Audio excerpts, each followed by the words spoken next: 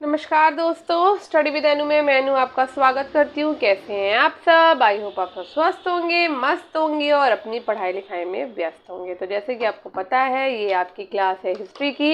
History हम क्यों पढ़ रहे हैं? हम जीआईसी के एग्ज़ाम के लिए पढ़ रहे हैं, यानी अपने प्रवक्ता के एग्ज़ाम के लिए पढ़ रहे हैं। हम पढ़ रहे हैं टीजीटी पीजीडी के लिए। तो जैसे कि आपको पता है, आपका जीआईसी का एग्ज़ाम अब 7 जून को होगा, 3 मई को नहीं होगा। और तो अभी समय है, तो प्रिपरेशन करते रहिए। और अगर आज का जो हमारा टॉपिक है वो है 15वीं-16वीं सदी के धार्मिक आंदोलन, जिसमें आज हम भक्ति आंदोलन के सारे टॉपिक को कवर करेंगे। तो ठीक है, तो बहुत ज़्यादा क्वेश्चन नहीं है इसमें, आपके 60 के आसपास क्वेश्चन है। और कल वाला टॉपिक अगर आपने नहीं पढ़ा था तो उसे ज़रूर पढ़ लीजिए। ठीक है, कल आपका विजयनगर साम्राज्य वाला टॉपिक था, उसमें 100+ क्वेश्चन थे जो हमने लगाए थे कल। आई थिंक 120 के आसपास क्वेश्चन थे उसमें। ठीक है, तो अगर आप चैनल पर नए हो तो सबसे पहले आपको चैनल को सब्सक्राइब करना है, बेल आइकन को प्रेस करना है, ताकि आपको सारी नोटिफिकेशन टाइमली मिलते रहे। और ये क्लास जो आपकी आती है वो आती है सुबह 11 बजे। तो स्टडी विद अनु के साथ कनेक्टेड रहिए, स्टडी विद अनु को सब्सक्राइब कर लीजिए, बेल आइकन को प्रेस कर लीजिए। ठीक है, अगर आपने इससे पहले की क्लासेस नहीं देखी है तो उसे देख लीजिए। मैंने एशियन पूरी कंप्लीट करा दी है, यानी कि आपका जो प्राचीन वाली इतिहास है वो मैंने पूरी कंप्लीट करा दी है। और अभी आपका ये मध्यकालीन शुरू हो चुकी है, और मध्यकालीन के बाद हम शुरू कर देंगे अपनी आधुनिक वाली भी। तो ये बुक मैं पूरी ख़त्म करा दूंगी। तो इस बुक में जिस टॉपिक में जितने जितने क्वेश्चन हैं मैं सारे करा रही हूँ आपको। ठीक है, उसके बाद मैं कोई दूसरा प्रैक्टिस सेट कराने लग जाऊंगी आपको, लेकिन आपकी प्रिपरेशन चलती रहेगी जब तक कि आपका एग्ज़ाम नहीं हो जाता। ठीक है, तो चलो शुरू करते हैं अपनी क्लास को। बातें बहुत हो गई हैं और ये क्लास आज की जल्दी फिनिश हो जाएगी, क्योंकि बहुत कम क्वेश्चन है और आपको पता है मैं बहुत फास्ट स्पीड में कराती हूँ, तो आपका समय ज़्यादा नहीं लेती हूँ मैं। मेरे अंदर यही चीज़ है कि मैं बहुत ज़्यादा समय बर्बाद नहीं ले करती हूँ आपका, और बहुत ज़्यादा समय नहीं बर्बाद तो नहीं करती हूँ, बर्बाद तो नहीं कहूँगी, पढ़ाई के लिए कुछ भी बर्बाद नहीं होता। तो ये तो कहना गलत बात है, मैं खुद ही गलत बोल रही हूँ कि मैं बर्बाद करती हूँ। तो बर्बाद तो नहीं, हाँ, लेकिन कुछ लोग ऐसे सोचते होंगे कि इतना वेस्ट गया टाइम, है ना। तो ये उन लोगों के लिए है जो ऐसे सोचते हैं। फ़िलहाल मैं बर्बाद नहीं करती हूँ। हर पढ़ने की चीज़ जो है वो यूज़फुल ही होती है, बस आपको ये देखना है कि वो आपके लिए कहाँ तक यूज़फुल है। ठीक है, किसी के लिए बहुत ज़्यादा यूज़फुल होती है, किसी के लिए जिसको पहले से ही आता है उसके लिए कम यूज़फुल होती है। बस यही है कि जिसको वो टॉपिक पहले से कवर है उनके लिए कम यूज़फुल है, और जिनको टॉपिक नहीं कवर है उनके लिए बहुत यूज़फुल होती है। बस इतनी सी बात होती है। तो चलिए शुरू करते हैं आज की क्लास। बातें बहुत हो गई हैं, बतिया बहुत लिए हैं। तो पहले आज का पहला क्वेश्चन है हमारा, आचार्य और मत विचारधारावाद को हमें सुमेल करना है। ठीक है, चलो सुमेल करते हैं। और अब बैकग्राउंड में जो नॉइस होएगी वो आएगी, क्योंकि गर्मी बहुत शुरू हो चुकी है। तो फ़ैन और एसी और कूलर जो है ना, जो जिसमें मन होता है मैं उसमें बैठ जाती हूँ। फ़िलहाल अभी मैं कूलर में बैठी हूँ, अभी एसी में नहीं बैठी हूँ, क्योंकि अभी मॉर्निंग का टाइम है और ये क्लास आपकी सुबह 11 बजे आती है। तो सुबह सुबह मैं एसी वेसी नहीं चलाती हूँ, है ना। हम बैठे हैं कूलर में। तो चलिए पढ़ाई कर लेते हैं थोड़ी सी, तो थोड़ा सा नॉइस आएगी। और एसी वाले एसी में कम बैठना चाहिए। मैं बहुत रेयर ही एसी में रहती हूँ, मुझे एसी में रहना पसंद नहीं है, मुझे पसंद है कूलर और फैन। तो मैं ज़्यादातर कूलर में ही नज़र आऊँगी आपको, मतलब नज़र क्या ही आऊँगी, सुनाई दूँगी। तो कूलर की आवाज़ आती रहेगी। अब गर्मी आ गई है तो एडजस्ट करिए और पढ़िए। मेरी आवाज़ फ़िलहाल बुलंद होती है, तो आपको इधर उधर की आवाज़ें बहुत ज़्यादा नहीं डिस्टर्ब करती होंगी, आई होप, ऐसा मेरा मानना है। चलो बातें हो गई फालतू वाली बहुत ज़्यादा, शुरू करते हैं पहला टॉपिक। पहला क्वेश्चन, आचार्य और मत विचारधारावाद। ठीक है, तो रामानुज आचार्य जो हैं वो आपके विशिष्टाद्वैत से हैं, और निम्बार्क आचार्य जो है वो आपके द्वैताद्वैत यानी कि भेदाभेद से हैं। मध्व आचार्य जो हैं वो आपके द्वैत से हैं, और विष्णु स्वामी की बात करें तो शुद्धाद्वैत से हैं। ठीक है, नेक्स्ट क्वेश्चन, भक्ति आंदोलन के प्रारंभिक प्रतिपादक थे। तो भक्ति आंदोलन के जो प्रारंभिक प्रतिपादक माने जाते हैं वो रामानुज आचार्य माने जाते हैं। कौन माना जाता है? रामानुज आचार्य। ठीक है, नेक्स्ट क्वेश्चन है, पंजाब में भक्ति आंदोलन के अग्रदूत थे। तो पंजाब में भक्ति आंदोलन के अग्रदूत थे नानक। ठीक है, नानक जी की बात हो रही है। भक्ति आंदोलन को दक्षिण भारत से लाकर उत्तर भारत तक प्रचारित करने का श्रेय किसे दिया जाता है? तो ये दिया जाता है रामानंद जी को। ठीक है, भक्ति आंदोलन को दक्षिण भारत से लाकर उत्तर भारत तक प्रचारित करने का श्रेय दिया जाता है रामानंद को। नेक्स्ट है, महाराष्ट्र में भक्ति संप्रदाय निम्नलिखित में से किसकी शिक्षाओं के द्वारा फैला था? तो भक्ति संप्रदाय जो है वो संत ज्ञानेश्वर की शिक्षाओं के द्वारा महाराष्ट्र में फैला था। नेक्स्ट क्वेश्चन है, कबीर के गुरु कौन थे? तो कबीर के गुरु हम सबको पता है, कबीर के गुरु थे रामानंद। ठीक है, कबीर के गुरु कौन थे? कबीर के गुरु थे रामानंद। नेक्स्ट है, संत कबीर का जन्म कहाँ हुआ था? संत कबीर का जो जन्म हुआ है वो मगहर वाराणसी में हुआ है। संत कबीर का जन्म कहाँ पर हुआ है? मगहर वाराणसी में। नेक्स्ट है, निम्नलिखित में से कौन सा या से वाक्य दक्षिण भारत के भक्ति आंदोलन के संदर्भ में सत्य है?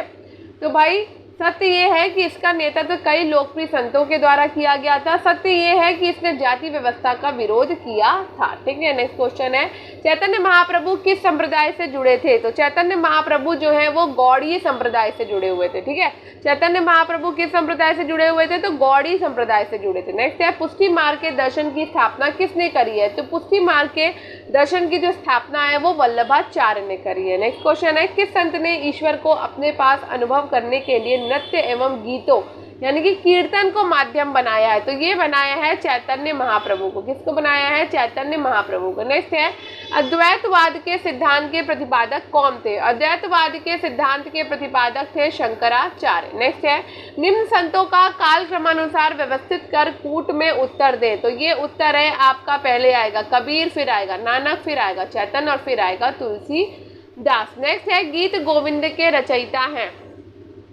गीत गोविंद के रचयिता कौन है? गीत गोविंद के रचयिता हैं जयदेव। भक्ति आंदोलन के दौरान असम में किसने इस आंदोलन का प्रतिनिधित्व किया है? तो शंकर देव ने इस आंदोलन का प्रतिनिधित्व किया है। नेक्स्ट है, गुरु नानक का धर्म उपदेश है। तो गुरु नानक का जो धर्म उपदेश है वो है आपका मानव बंधुत्व का। ठीक है, नेक्स्ट है, शंकराचार्य के द्वारा स्थापित मठ और स्थल को मिलान कीजिए। ठीक है, तो शंकराचार्य के द्वारा स्थापित मठ और स्थल, तो श्रृंगेरी मठ जो है वो मैसूर कर्नाटक में है, गोवर्धन पीठ जो है वो पुरी उड़ीसा में है, ज्योतिष पीठ जो है वो बद्रीनाथ उत्तर प्रदेश में है और शारदा पीठ आपकी द्वारका गुजरात में है। ठीक है, नेक्स्ट क्वेश्चन पे चलते हैं। नेक्स्ट है ये संतों के नाम और संतों के कार्यक्षेत्र। ठीक है, संतों के नाम और संतों के कार्यक्षेत्र इनको मिलाते हैं। तो वल्लभाचार्य जो है वो आपके उत्तर प्रदेश राजस्थान में उसका कार्यक्षेत्र है उनका। चैतन्य महाप्रभु का कार्यक्षेत्र था बंगाल, मीराबाई का जो कार्यक्षेत्र था वो था राजस्थान और नामदेव का जो कार्यक्षेत्र था वो था महाराष्ट्र। ठीक है, नेक्स्ट क्वेश्चन पे चलते हैं। निम्नलिखित में से किस भाषा को लोकप्रिय बनाने में कवि चंडीदास का योगदान है? तो बंगाली भाषा को लोकप्रिय बनाने में कवि चंडीदास का योगदान है। ठीक है, नेक्स्ट क्वेश्चन है, संत कवि और उनकी रचनाओं की भाषा। ठीक है, तो मीराबाई की जो भाषा थी वो थी हिंदी। ठीक है, त्यागराज की जो भाषा थी वो थी तेलुगु। ठीक है, चंडीदास की जो भाषा थी वो थी बांग्ला और पुरंदरदास की जो भाषा थी वो थी कन्नड़। ठीक है, नेक्स्ट क्वेश्चन है, भक्ति को दार्शनिक आधार प्रदान करने वाले प्रथम आचार्य थे? तो भक्ति को दार्शनिक आधार प्रदान करने वाले प्रथम आचार्य थे रामानुज आचार्य। नेक्स्ट है, महापुरुषी धर्म एक शरण संप्रदाय के संस्थापक थे? तो ये थे शंकर देव। शंकराचार्य का जन्म 788 ईस्वी में केरल के किस गांव में हुआ था? तो ये हुआ था कलाडी या कलादी में। ठीक है, नेक्स्ट क्वेश्चन है, सभी भक्ति संतों के मध्य एक समान विशेषता थी कि उन्होंने अपनी वाणी को किसी भाषा में लिखे जिसे उनके भक्त समझते थे। नेक्स्ट है, भक्ति आंदोलन का प्रारंभ किया गया है? तो भक्ति आंदोलन का प्रारंभ आलवार नैनार संतों के द्वारा किया गया है। नेक्स्ट है, रामानुज के अनुयायियों को कहा जाता था? तो रामानुज के अनुयायियों को क्या कहा जाता था? वैष्णव कहा जाता था। क्या कहा जाता था? वैष्णव। नेक्स्ट है, आदिशंकर जो बाद में शंकराचार्य बने उनका जन्म हुआ था? तो उनका जन्म कहाँ हुआ था? केरल में हुआ था। बीजक का रचयिता कौन है? तो बीजक का रचयिता है कबीर। भक्ति रस कवित्री मीराबाई थी? तो भक्ति रस कवित्री मीराबाई एक राजपूत शासक की पत्नी थी। ठीक है, नेक्स्ट है, प्रसिद्ध भक्त कवित्री मीराबाई के पति का नाम बताइए? तो ये है भाई राजकुमार भोजराज। ठीक है, बुद्ध और मीराबाई के जीवन दर्शन में मुख्य साम्य था? तो बुद्ध और मीराबाई के जीवन दर्शन में मुख्य साम्य था संसार दुख पूर्ण है। संसार दुख पूर्ण है। नेक्स्ट है, ब्रह्म सत्य है और जगत मिथ्या, भ्रम या माया है ये किसकी उक्ति है? तो ये उक्ति थी शंकराचार्य चार की। नेक्स्ट है, निम्नलिखित में से जिसे कुछ विचारकों ने प्रच्छन्न बौद्ध की संज्ञा दी है तो वो थे शंकराचार्य। रामानुजाचार्य को किस कट्टर शैव मतावलंबी चोल शासक के धमकी के कारण त्रिचनापल्ली छोड़कर मैसूर जाना पड़ा? तो वो था कुलोत्तुंग प्रथम। कुलोत्तुंग प्रथम के कारण उन्हें त्रिचनापल्ली छोड़ करके मैसूर जाना पड़ा था। नेक्स्ट है, रामानुजाचार्य को होयसल वंश के जैन धर्मावलंबी शासक विटिग को वैष्णव धर्मावलंबी बनाने में सफलता मिली। विटिग ने अपना नाम बदलकर क्या रखा था? तो उन्होंने अपना नाम बदलकर विष्णुवर्धन रखा था। ठीक है।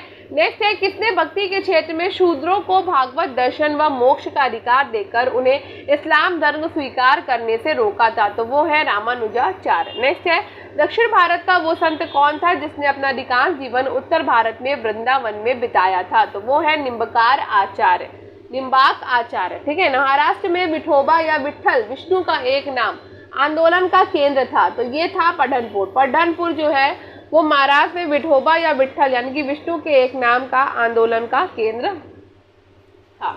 नेक्स्ट है, किसने भगवत गीता पर भावार्थ दीपिका नाम से एक बृहत टीका मराठी में लिखे जिसे सामान्यतः ज्ञानेश्वरी के नाम से जाना जाता है? तो ज्ञानेश्वरी के नाम से जाना जाता है ज्ञानदेव को। किसको जाना जाता है? ज्ञानदेव को। नेक्स्ट है, यदि संस्कृत देव भाषा है तो क्या मेरी मातृभाषा मराठी दस्यु भाषा है? ये उक्ति किसकी है? तो ये उसकी थी एकनाथ की। नेक्स्ट है, भक्त तुकाराम कौन से मुगल सम्राट के समकालीन थे? तो तुकाराम जो है वो जागीर के समकालीन थे। नेक्स्ट है, निम्नलिखित में से कौन सा एक सही कालानुक्रम है? तो सही कालानुक्रम है शंकराचार्य, रामानुज और चैतन्य। नेक्स्ट है, निम्नलिखित में से किस भक्ति संत ने अपने संदेश प्रचार के लिए सबसे पहले हिंदी का प्रयोग किया था? तो ये किया था रामानंद ने। नेक्स्ट है, संत और पेशा यानी व्यवसाय को हमें मिलाना है। ठीक है। तो नामदेव जो है वो दर्जी है, कबीर जो है वो जुलाहा है, रैदास या रविदास जो है वो मोची है और जो सेना है वो नाई है। ठीक है। मैंने सही मिलाया कि गलत मिलाया? नामदेव दर्जी थे। ठीक है। कबीर तो जुलाहे थे और सेना जो थे वो नाई थे और सॉरी रैदास जो थे वो मोची। एक मिनट, 44 है ना? हाँ सही तो है। ठीक है, सही है। चलो आगे बढ़ते हैं। हाँ गया क्वेश्चन ये रहा।